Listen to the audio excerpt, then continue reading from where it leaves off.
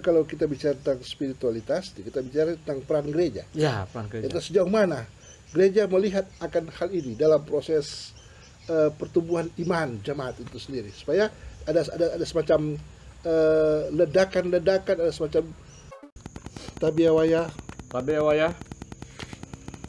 Saat ini kita akan berbincang-bincang atau bercerita tentang gereja dan masyarakat.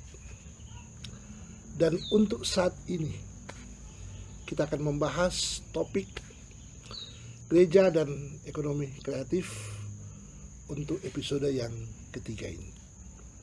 Secara spesifik kita akan mengangkat peran gereja dan semangat Mapalus itu sendiri dalam rangka mengejawantakan hal-hal yang positif, hal-hal yang penting untuk kita aktualisasikan dalam perjalanan kehidupan kita sebagai umat Tuhan yang ada di dunia ini.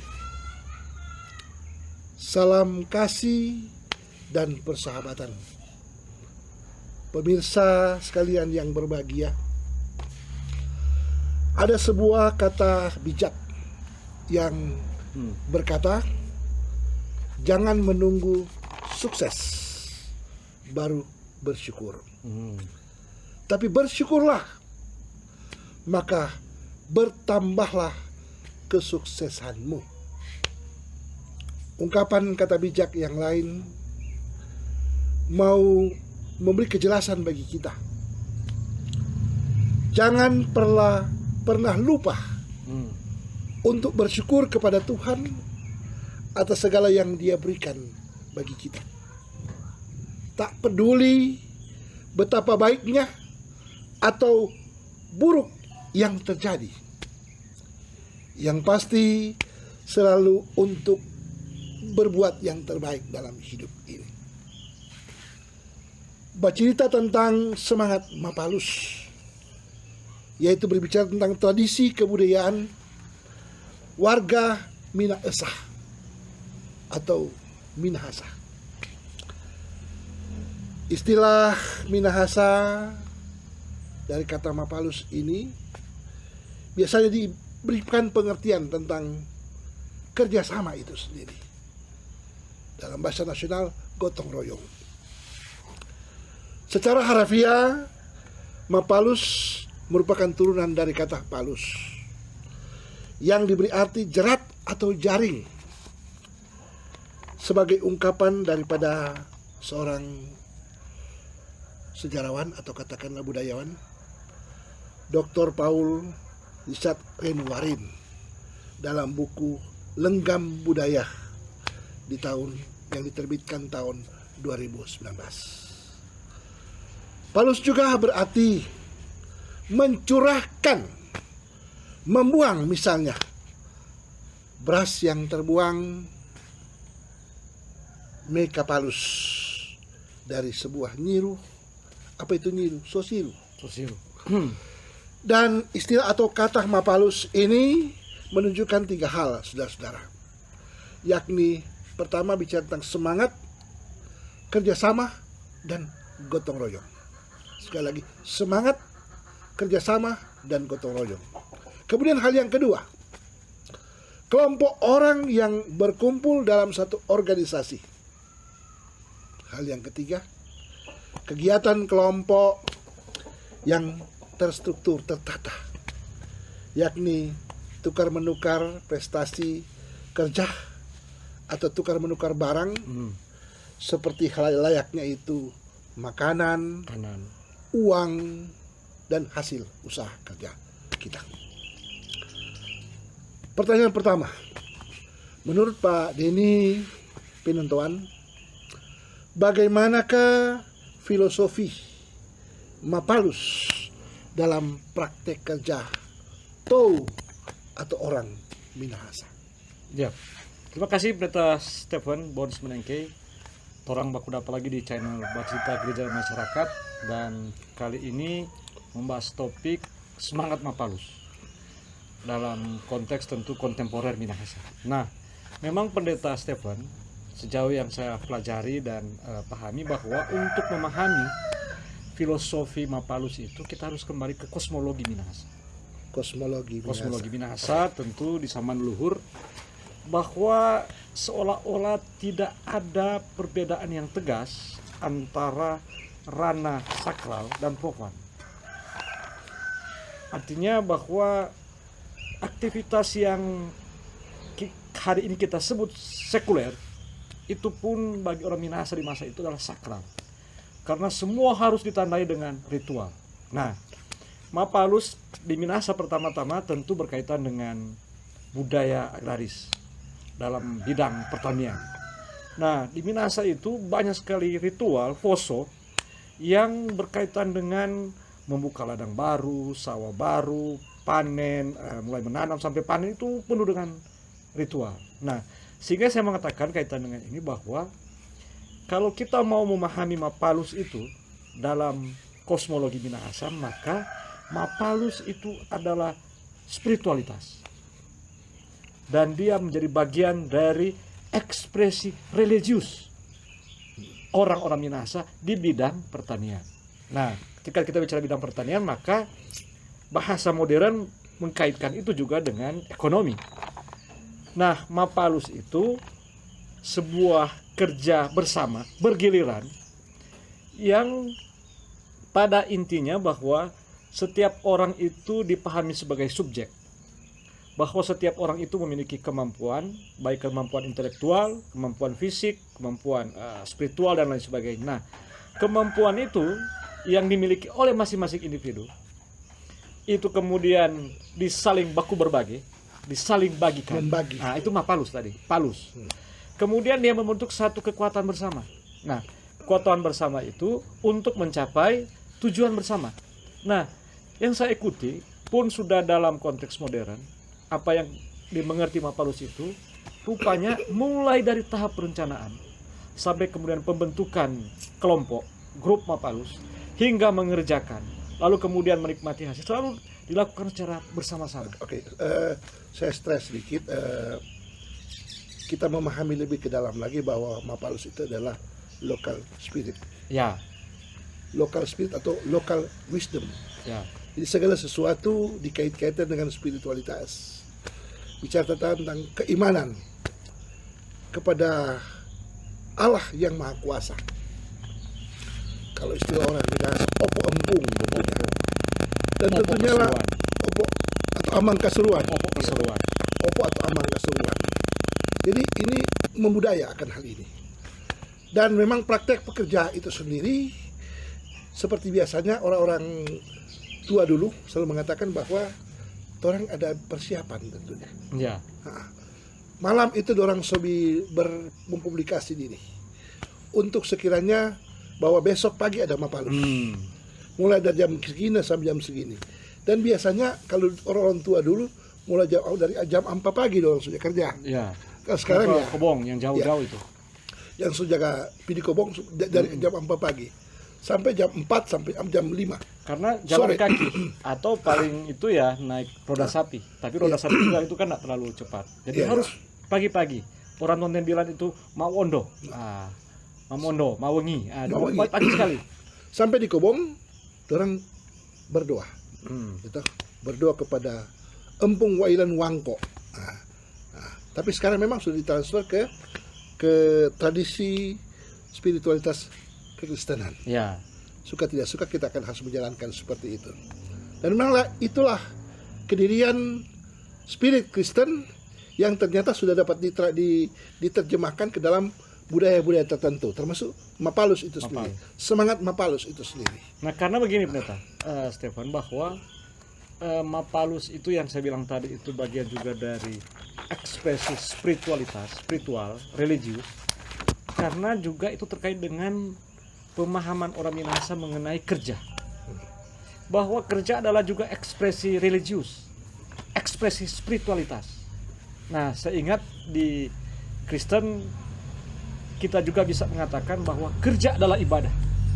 Kerja adalah ibadah. Jadi bisa Betul, kita katakan bahwa titik temu antara semangat Mapalus sebagai kearifan lokal orang Minahasa dengan pemahaman Kristen, etika Kristen lah tentang kerja itu bertemunya di situ. Bahwa kerja itu tidak hanya sekedar berada di bidang ekonomi, tidak hanya untuk mendapatkan keuntungan, tapi bahwa kerja itu adalah ekspresi diri. Nah, ekspresi diri dalam pengertian ekspresi religius dan ekspresi spiritual. Sehingga setiap upaya, kegiatan, tindakan memulai kerja dimulai dengan ritual. Oke. Nah, orang Kristen memulai dengan doa. Doa buka dan doa, Doa tutup. tutup. Ya. Iya. Tapi memang kita bisa bilang bahwa inilah satu kekuatan spiritualitas, kekuatan iman Iya. umat Tuhan yang ada di tanah Minahasa, yang segala sesuatu mengandalkan Tuhan dalam setiap pekerjaan itu sendiri. Dan memang kalau kita telusuri juga sebenarnya Mapalus bukan cuma bicara kerja kobong. Ya, Iya yang toh? dalam perkembangan kemudian Ah. sampai hari ini itu yang kita maksudkan dengan semangat Mapalus, bahwa bentuknya sudah beragam, bertransformasi mengikuti perkembangan zaman, tapi semangat itu. Nah, apa itu semangat itu? Nah, saya mencatat beberapa hal, Pendeta Stephen. Semangat Mapalus yaitu kebersamaan, Ya. kekeluargaan, kesetaraan. Nah, lalu kemudian di situ ada juga aspek keadilan. Keadilan. Dalam pengertian begini, hasil dari sebuah kerja Mapalus, idealnya ya, filosofinya kira-kira begitu, bahwa tidak boleh ada satu orang kemudian lebih mendapat keuntungan dari yang lain. Sehingga kalau kita mengikuti tradisi lamanya kerja bertani, bahwa mulai bergilir kan, pola kerjanya mulai bergilir. Anggota grup itu mungkin dia 25 atau bahkan ada yang besar sekali sampai 50, tapi ada juga yang 10 anggota Mapalus 10 itu. sampai 12 ya. Dan semua itu membagikan apa yang dia punya, mengerjakan kebun secara bergilir, dan hasilnya itu memang pertama-tama dinikmati oleh yang bersangkutan, tapi itu adalah juga prestasi atau hasil bersama. Betul. Dan di situ ada aspek keadilan. Nah, Kita kira ada hal-hal yang penting yang perlu kita sikapi dalam hal ini, Pak Den. Ini menyangkut Mapalus. Dan ternyata nilai spiritualitas di dalamnya sangat tinggi. ya, kan? betul. Dalam rangka melihat aspek-aspek penting yang perlu diterapkan dalam memanifestasikan orang-orang atau Tohu Minahasa itu sih dalam mengembangkan segala macam potensi yang ada. Jadi saya bisa bahasakan di sini bahwa Mapalus bukan cuma Mapalus pertanian, ada Mapalus nelayan, ada Mapalus uang, ada Mapalus bantuan duka, ada Mapalus perkawinan, gitu. Jadi aku bantu dan lainnya. Kemudian ada Mapalus kelompok masyarakat.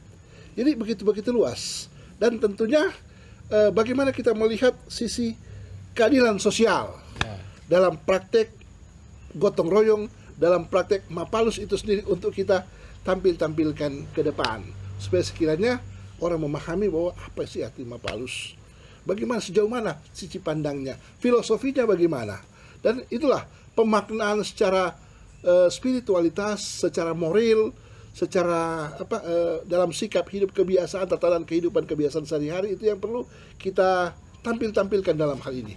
Kita bukan cuma sekedar kita bekerja bermapalus, gotong royong, tapi ada nilai-nilai agamis, nilai-nilai spiritualitas yang perlu kita sikapi dalam tatanan sosialisasi sosial kemasyarakatan yang ada di sekitar kita.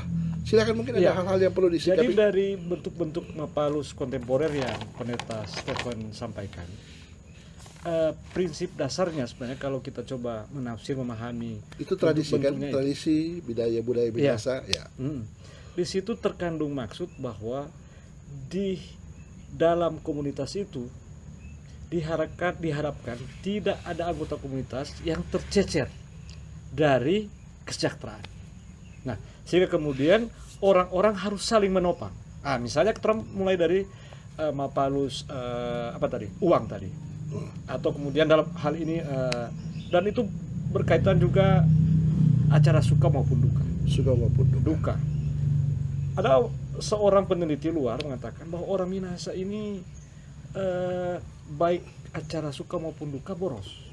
Karena bikin keunikan bangsa, orang Minahasa. Bikin bangsa langsung makan-makan. Saya bilang pesta begini, pora. Tapi kalau Anda datang pesta ke pora, Minahasa, dia katakan pesta pora.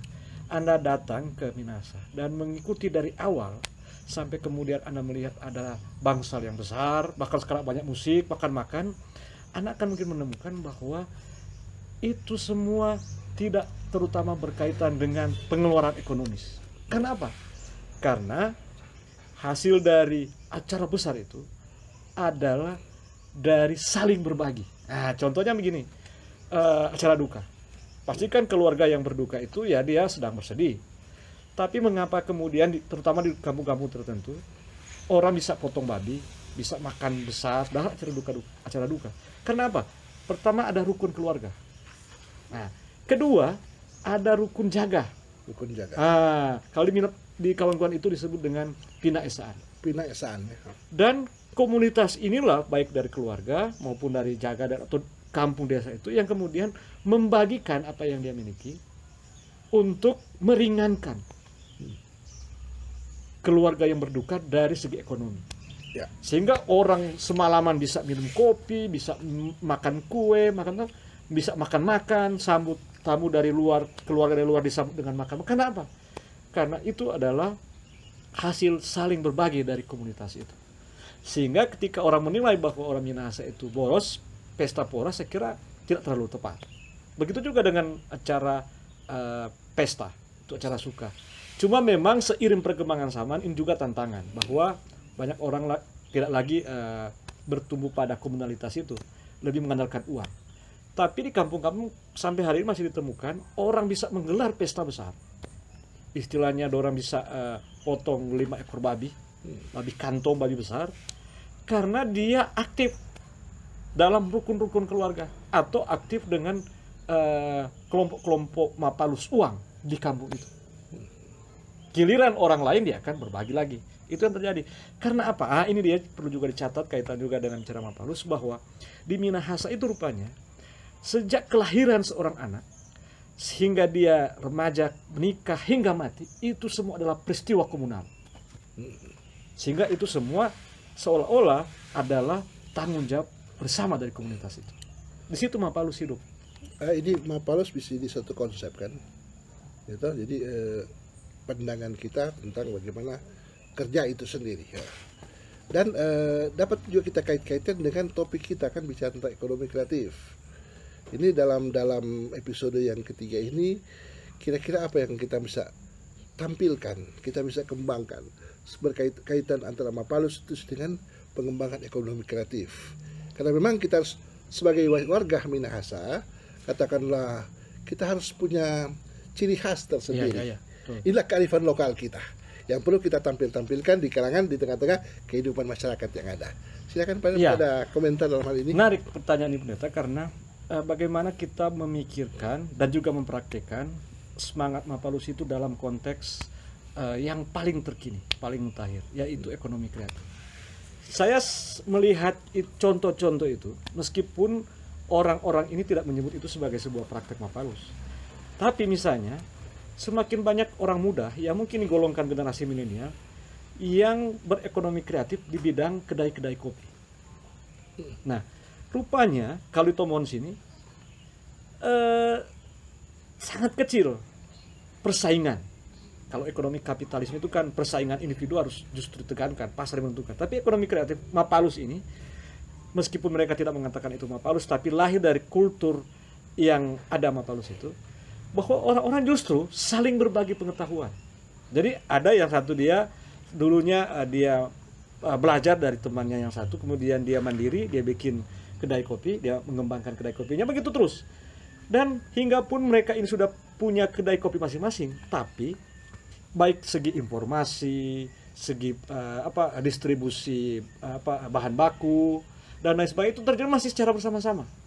Saya kira Pendeta tahu kan, misalnya ada asosiasi kopi Indonesia atau forum kopi, forum pengembangan kopi. Ya, seperti itu kan bagian juga dari kalau menurut saya itu bentuk mapalus di era kekinian ya. Bahwa orang kemudian tidak saling sikut dalam persaingan, tapi justru saling membantu. Jadi nilai spiritualitas di sini bagaimana? Dalam tradisi mapalus, dalam semangat kerja mapalus itu sendiri. Kita mesti sikapi dari sisi spiritualitas, kerohanian itu sendiri. Jadi semangat itu tadi saya kira salah satunya terenjawanta dalam hal saling berbagi pengetahuan, berbagi ruang dan lain sebagainya. Itu pertama. Tapi kemudian karena mereka juga hidup dalam masyarakat yang religius, saya kira orang-orang muda ini yang mengembangkan ekonomi kreatif dalam bentuk yang semakin beragam ini memahami juga bahwa mereka mengaktualisasikan diri mereka dalam bidang-bidang kerja ekonomi kreatif ini adalah juga ekspresi religius mereka, sehingga kita orang sempat masih boleh baku dapat dengan orang muda ini selalu bersyukur kita berusaha sampai di sini, mulai dari nol lumayan, dan mereka adalah anggota jemaat dan sebagainya. Nah, seandainya semangat itu praktek berekonomi itu kemudian dikembangkan makin luas dan itu menyentuh lebih banyak orang. Ekonomi kreatif tapi semangat spiritnya adalah Mapalus. Itu luar biasa.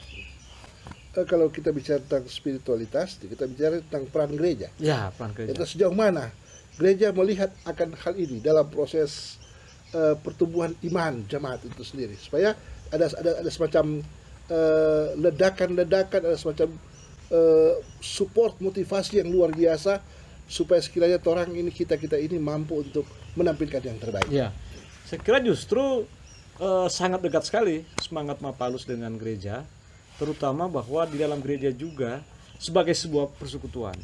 Kita mengingat di kisah para rasul itu adalah semangat saling berbagi sebagai sebuah satu komunitas. Nah, hari ini gereja menafsir baik teks Alkitab maupun teks kebudayaan yang disebut kearifan lokal Mapalus tadi untuk kemudian dirumuskan menjadi teologinya. Teologi dalam mengembangkan ekonomi jemaat yang sekarang ini lagi tren disebut dengan ekonomi kreatif. Saya kira peran gereja harus konkret di situ. Harus konkret di situ dalam rangka bagaimana dia mengembangkan ekonomi jemaat, karena gereja juga mengada untuk gereja dan masyarakatnya, untuk jemaat dan masyarakatnya, kaitan dengan bahwa gereja punya misi untuk memberdayakan, mensejahterakan. Oke, tadi bicara tentang peran gereja. Jelas kita akan berbicara partisipasi kita. Ya, partisipasi. Sebagai warga gereja. Kalau kita dalam konteks sekarang ini, di mana perlu ada semangat untuk mengembangkan dalam situasi modernitas. Ya. Bahkan lebih daripada itu, the next kita mesti bicara tentang postmodern. Jadi modern dan postmodern. Jadi bagaimana kita melihat mengkaji dalam tatanan yang luas secara holistik akan hal ini. Silakan, Pak. Ya, saya kira beberapa poin yang terakhir ini Pendeta Stephen terkait dengan cerita kita Mapalus dan ekonomi kreatif di era kontemporer ini adalah memang seperti yang sudah selalu dikatakan oleh Pendeta Stephen, jangan hanya bicara-bicara dan hanya wacana. Tapi memang juga kita kan karena ini satu institusi, ya, di mana-mana gereja itu berbentuk institusi, seperti yang saya pernah bilang lalu bahwa hendaknya baik spirit Mapalus ini maupun praktek ekonomi kreatif yang di dalamnya mengandung spirit Mapalus ini dijadikan perhatian serius oleh gereja. Dia harus dirumuskan sebagai program pelayanan oleh gereja. Nah, untuk menangkap peluang ini. Nah, karena gereja juga menangkap peluang yang sedang terbuka, atau malah merebut peluang. Menangkap peluang. Jadi menangkap malah kalau bagi peluang bisa, sudah ada, kita rebut peluang. Bagaimana ya, kita jadi giring tuh peluang itu sendiri. Iya. Bukan bola liar, tapi jadi satu kekuatan kita, semangat kita untuk menuju ke goal atau sasaran yang tepat. Ya, itu yang dimaksudkan kan. Jadi bisa bilang bahwa inilah satu hakikat keimanan orang percaya. Ya. Warga Tou Minahasa dalam rangka mengejawantakan hal-hal yang penting dengan semangat kerja keras, kerja cerdas, kerja tuntas, kerja profesional. Yang kita mesti kejar segala sesuatu, bukan cuma kita merencanakan, tapi kita harus punya sasaran yang jelas, goal yang jelas, dan kita harus capai akan hal itu dengan step by step. Tentu kita bisa peluk dunia, tentu kan. Jadi ada tahap demi tahap dalam rangka kita melihat dan berusaha untuk mencapai sasaran yang tepat, jelas, dan yang terbaik tentunya.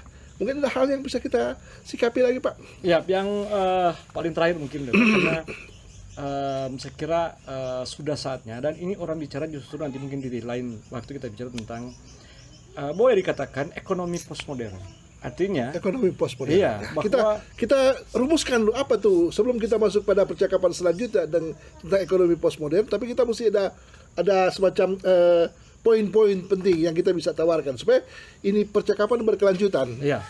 Artinya nanti mungkin ada pembahasan yang lebih lanjut soal itu, tapi bahwa fenomena ekonomi atau tren ekonomi postmodern pengertian bahwa dia memperhatikan kearifan lokal tapi tidak kemudian mengeksploitasi itu. Dia memperhatikan ekologi, lalu kemudian dan meminimalisir, berusaha untuk tidak mengeksploitasi alam demi tujuan-tujuan ekonomis. Itu gejala-gejala tren ekonomi postmodern. Lalu kemudian yang juga diperhatikan adalah bahwa pengembangan ekonomi harus memperhatikan hak-hak kesejahteraan dari manusia itu sendiri. Sehingga tiganya, Iya. tiga, terhadap konteks lokalnya, terhadap alam, dan kemudian terhadap manusia itu. Jadi ekonomi ini yang sedang mungkin berkembang. Nah, salah satu gejala dari ekonomi yang saya sebut tadi, ekonomi postmodern, seperti yang kita bicarakan tadi, bahwa Mapalus itu adalah nilai-nilai dari zaman leluhur, itu kearifan lokal, lalu kemudian digali, dirumuskan, dan kemudian bagaimana dia justru menjadi spirit, semangat dalam berekonomi. Nah, karena dia mengandung nilai-nilai dan spiritualitas itu yang mendorong orang, terutama dalam hal Mapalus mengandung nilai-nilai tentang kerja itu sendiri. Bagaimana melakukan kerja itu, untuk apa kerja itu, kemudian bagaimana dia berinovasi, berkreasi dalam mengembangkan kerja-kerja bentuk-bentuk yang lain. Dari sini saya bisa katakan begini, segala sesuatu kita harus awali, kita harus mulai. Kita mempunyai satu konsep yang besar, tapi kita tidak melakukan apa-apa, saya kira nol. Ya. Jadi kita harus berani memulai, mengambil sikap, dan inilah satu realitas yang kita tawarkan ke publik itu sendiri. Supaya ada DP, ada tahapan-tahapan tertentu yang perlu yang kita miliki dalam rangka menggapai sesuatu. Itulah yang dibilang, kalau bahasa teologi bilang mahkota kemenangan. Itu sendiri. Itu bahasa teologi kan. Tapi yang kita mau capai sasaran yang jelas itu sendiri, itu kesejahteraan. Itu kesejahteraan umat Tuhan. Bersama. Damai sejahtera kita bisa tampilkan. Di situ. Kalau kita bilang masyarakat imago Dei, masyarakat atau umat Tuhan yang sesuai dengan gambaran Allah. Itu kan contoh teladan Allah yang kita perlu sikapi dalam upaya-upaya pengembangan sumber daya manusia. Ya kan, karena kita bicara juga tentang pengembangan sumber daya. Jadi bukan cuma kita melihat kenyataan alam begitu luas, begitu hebat, begitu luar biasa, begitu potensial, dan lingkungan juga demikian, tapi kita tidak melakukan apa-apa. Bagi sejauh mana kita bisa menumbuh kembangkan segala potensi kita dalam upaya pengembangan sumber daya yang handal ke depan itu sendiri. Itulah sebabnya bagaimana semangat Mapalus itu jadi satu pegangan jati diri kita sebagai Tou Minahasa. Ya kan, dengan semangat Iayat Usanti. Merdeka, ya toh. Ini satu pekik kemerdekaan, semangat, spiritualitas, bukan berarti baku perang, ya kan? Tapi kita ada satu pernyataan sikap bahwa kita harus maju, memajukan daerah kita, ya toh. Mulai dari aras nasional. Indonesia maju, ya kan? Baru Sulut hebat, ya kan? Baru Tou Minahasa sejahtera. Sekarang lagi rame dengan pandemi, terus mesti bilang salam sehat. Salam gitu. sehat. Jaga bebas diri. Tapi ya, Tuhan memberkati torang semua. Pakatuan wo pakalawiran. Pakatuan wo pakalawiran.